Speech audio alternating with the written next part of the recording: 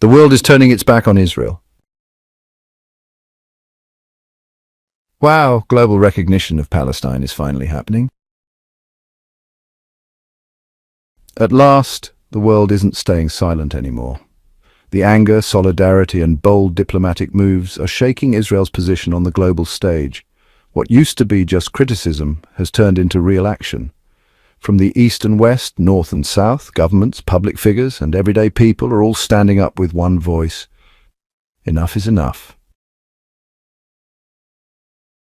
In Gaza, over 53,900 people, mostly women and children, have been killed.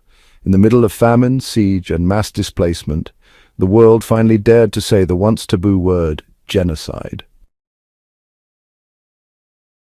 Even Belgium's foreign minister couldn't hold back his outrage. He said, "Starving a population on purpose is a war crime." And a source from Al Jazeera added, "This is dangerously close to genocide. I don't know what more horror it would take to finally call it that." One country after another is officially recognizing Palestine. Israeli officials are now facing the threat of sanctions. A growing global boycott by regular citizens shows that Israel's dominance is no longer going unquestioned. This time, it's not just the media or the Palestinian people shouting into the void. The world is actually responding. More and more countries are lining up to recognize Palestine as a sovereign state. What used to be seen as controversial or risky is now being recognized as a moral necessity. Colombia, a Latin American country usually close to Western allies, just appointed Ivan Ospina as its first ambassador to Palestine. Not just a symbolic move. They're opening an embassy in Ramallah, backing up the recognition they first made in 2018. Meanwhile, Malta is stepping up too. Prime Minister Robert Abela announced that Malta will officially recognize Palestine in June 2025. This came shortly after the horrifying tragedy of the Dionys family, where 9 children of a Palestinian doctor were killed in an Israeli airstrike. The only surviving child is now suffering from severe trauma. In solidarity, Malta offered shelter and protection to the family. "We can't turn a blind eye to this growing humanitarian catastrophe," Abela said, source Malta Today. Even more shocking was news from the United States, Israel's main ally. Reports suggest that during Trump's second term, his administration is preparing to recognize a Palestinian state without including Hamas in the governing structure. If this gets announced at the upcoming Gulf U.S. summit, it could be a massive shift in the Middle East. Some diplomats believe this is like the Abraham Accords in reverse, not just normalizing ties with Israel, but recognizing Palestine fully. At the same time, Europe is stepping up too. According to Gulf Today, Spain, Ireland, Slovenia and Norway reaffirmed their support for Palestine at the Madrid Plus group meeting. These countries already recognized Palestine last year and are now pushing for full UN membership based on the 1967 borders, with East Jerusalem as the capital. Their message is clear. This isn't just politics. It's a necessary step for a real two-state solution.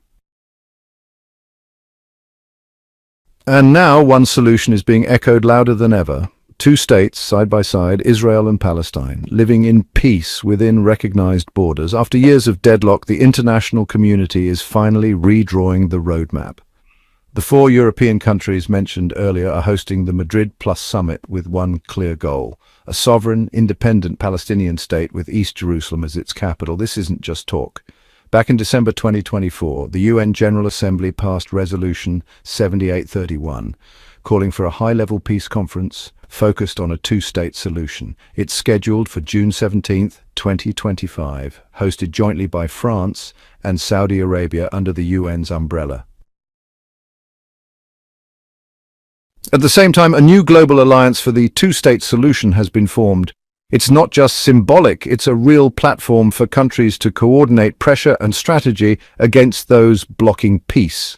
Spain's government made it clear the only solution that can meet Palestinian aspirations and Israeli security needs is a sovereign Palestinian state with East Jerusalem as its capital. Gulf Today.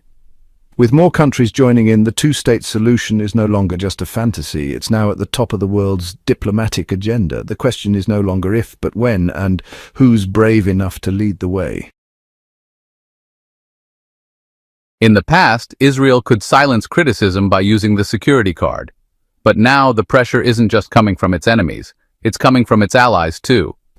In the UK, the Keir Starmer government is considering sanctions against two far-right Israeli ministers, Itamar Ben-Gvir and Bezalel Smotrich, who openly support expelling Palestinians from Gaza. And more than 800 British legal experts, including two former Supreme Court judges, signed a letter urging the UK to hold Israel accountable for war crimes and genocide. They described the mass starvation, indiscriminate bombings, and forced displacement as clear crimes against humanity. Belgium's Foreign Minister Maxime Prévost didn't hold back either. The word genocide is the only appropriate word for what's happening in Gaza. Countries like France, Canada, and Germany that had stayed quiet before are now freezing cooperation, halting trade talks, and considering international legal action. And the backlash isn't just diplomatic, it's social and cultural too.